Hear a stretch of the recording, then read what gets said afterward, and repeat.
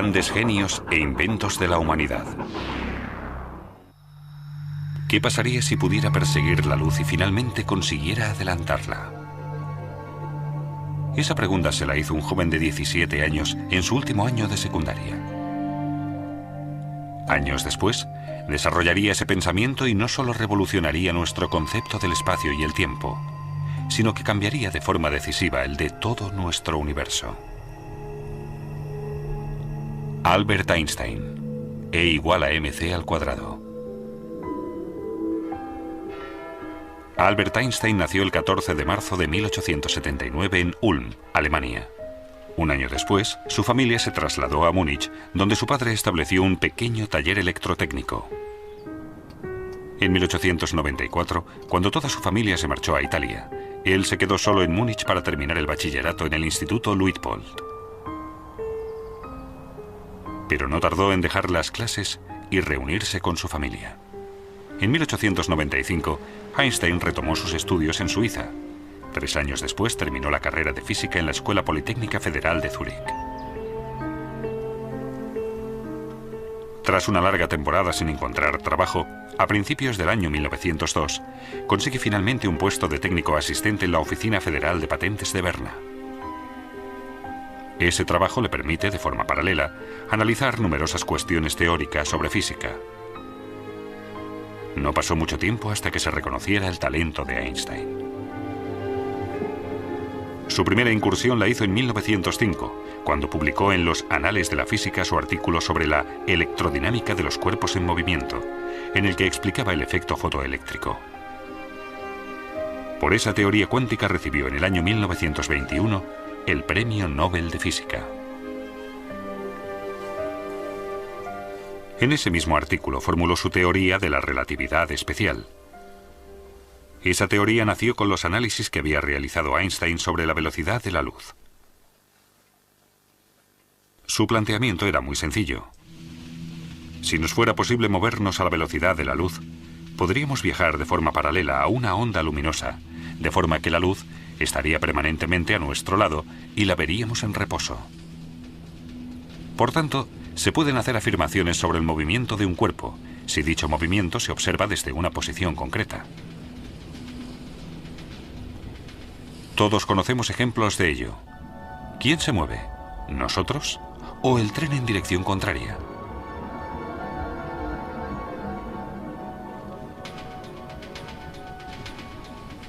Algo parecido pasa cuando un coche circula, de forma paralela, a la misma velocidad que un tren.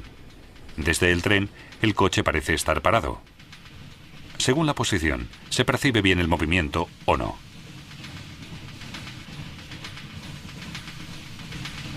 Cuando un pasajero avanza hacia el principio de un tren, desde los ojos de un observador de fuera se suman las velocidades del tren y del pasajero. Si 2 personas van a la misma velocidad y una sube a una cinta transportadora, se suman las velocidades de la persona y la cinta transportadora. Esto se denomina teorema de adición, por la superposición de las velocidades. Aunque esta explicación nos pueda parecer coherente, presenta un problema con respecto a la velocidad de la luz. La luz tiene siempre la misma velocidad, 300.000 kilómetros por segundo.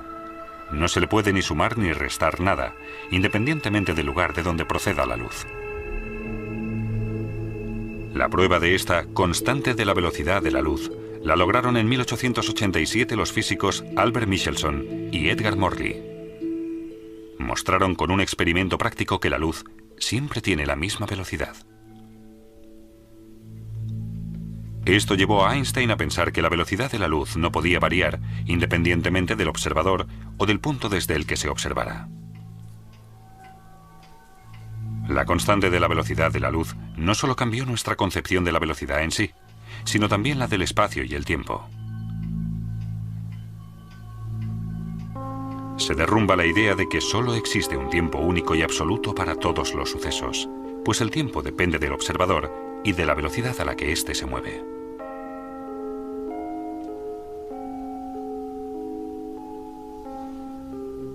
Una explicación de la teoría es la del reloj de luz. Un reloj de luz consta de 2 espejos situados uno enfrente del otro. Una partícula de luz, denominada fotón, se mueve de un espejo al otro a la velocidad de la luz. Cuando el fotón choca con el espejo, recibe un impulso, gracias al que podemos medir el tiempo.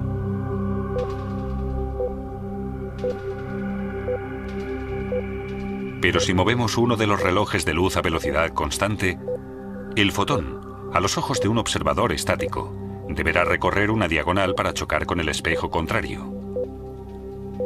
Como el recorrido es más largo, el fotón ya no puede alcanzar la velocidad de la luz y choca más tarde con el espejo.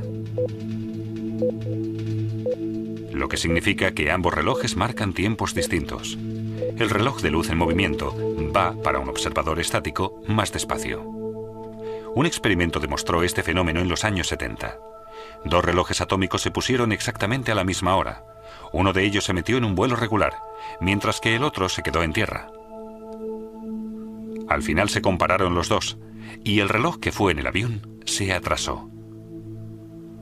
Este fenómeno, por el que los relojes en movimiento van más despacio, se ha denominado dilatación del tiempo. Otro experimento de ello es la paradoja de los gemelos. Un astronauta vuela en su nave 10 años en el espacio. Su hermano gemelo se queda en la Tierra. Los dos tienen 30 años. El astronauta vuela 10 años a 260.000 kilómetros por segundo. Después regresa a la Tierra, para lo que tiene que invertir otros 10 años. Cuando regresa tiene 50 años de edad. Sin embargo, al llegar comprueba que su hermano ha envejecido un total de 40 años y en la fecha de su regreso ha cumplido ya 70 años. Pero los viajes a la velocidad de la luz no son una fuente de juventud. Cuando el astronauta regresa a la Tierra, comprueba que ha envejecido a la mitad de velocidad, pero durante su viaje también ha vivido la mitad. Ha comido, bebido, pensado y dormido la mitad. En 1959 se demostró, mediante un experimento sobre la aceleración de las partículas realizado con muones en el Centro Europeo de Investigación Nuclear en Suiza, que esos sucesos no solo se dan en un ámbito científico, sino en la vida real. Los muones son partículas de la familia de los electrones. La particularidad que tienen es su corta vida. Solo 10 microsegundos después de formarse se vuelven a dividir. El experimento demostró que si los muones se aceleraban hasta casi la velocidad de la luz, viven 3 veces más. Con la aceleración, su reloj interno se ralentiza realmente con respecto a los muones estáticos.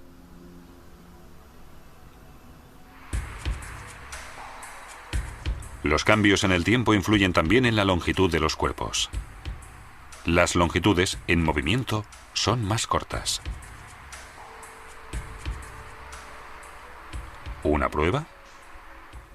Calculamos la longitud de este tren, que circula a una velocidad regular, multiplicando su velocidad por el tiempo que invierte.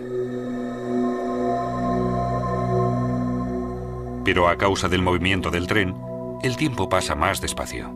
El objeto nos parece más corto cuando está en movimiento que cuando está en reposo.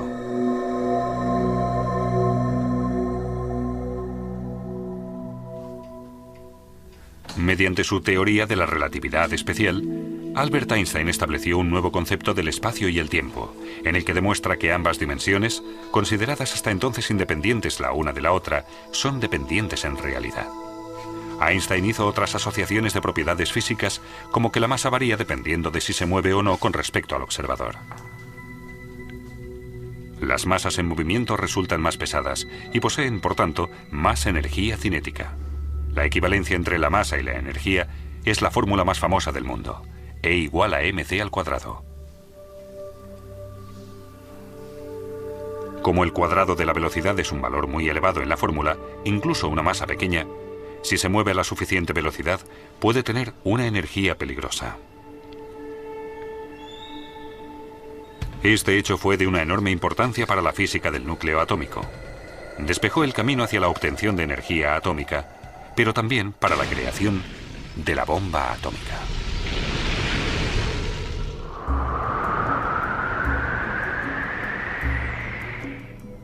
De la teoría de la relatividad especial, también se deriva el hecho de que no se puede superar la velocidad de la luz. El aumento en la velocidad aumentaría también la energía cinética del cuerpo y con ella la masa. Y lo mucho que cuesta aumentar la velocidad de un cuerpo pesado, lo sabemos todos por experiencia. Para acelerar el cuerpo a la velocidad de la luz, haría falta una energía infinita. Pero en 1905, todos estos datos solo eran de naturaleza teórica. Muchas pruebas que demostraron la teoría de la relatividad especial no llegaron hasta muchos años después. En 1909, Einstein obtuvo un puesto de profesor en Zúrich. Se dedicó entonces al único ámbito de la física que había quedado aparcado en su teoría de la relatividad espacial, la gravedad. En 1913, el físico alemán Max Planck viajó a Zúrich y le ofreció el puesto de director del Instituto de Física Kaiser Wilhelm en Berlín. Einstein no lo dudó un segundo, pues en aquella época Berlín era la meca de la física. En agosto de 1914 estalla la Primera Guerra Mundial que transformará el mundo por completo. Durante la guerra, Einstein siguió trabajando tenazmente con el fin de encontrar una solución definitiva al problema de la gravedad.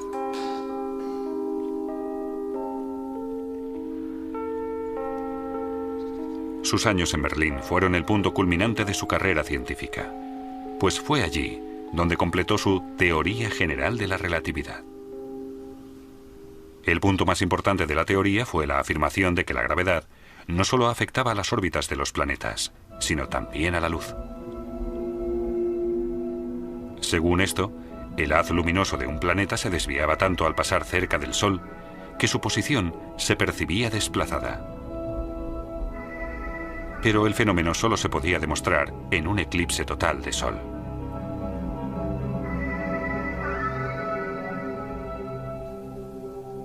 En noviembre de 1915, Einstein calculó que el ángulo de curvatura del haz luminoso de una estrella al pasar cerca del Sol era de 0,3 grados.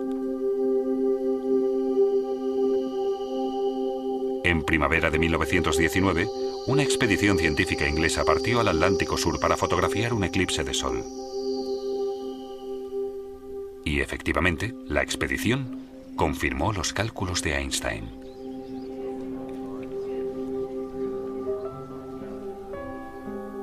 Cuando se publicó su acierto, se hizo mundialmente famoso de la noche al día. Se convirtió en la primera superestrella de la ciencia. Pero Einstein no estaba satisfecho.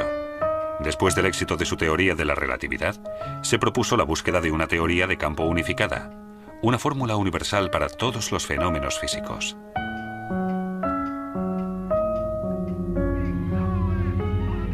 Albert Einstein era judío. Cuando Hitler subió al poder, emigró a Estados Unidos. En el campus de la Universidad de Princeton, continuó sus investigaciones en busca de la teoría de campo unificada. Pero esta vez, su propósito fracasó. Albert Einstein murió el 18 de abril de 1955 en el Hospital Judío de Brooklyn, Nueva York. Ese día, el mundo perdió al físico más importante del siglo XX. El hombre, que con su teoría de la relatividad parecía haber vencido al tiempo, tuvo que doblegarse como un humano más ante el fin de sus días.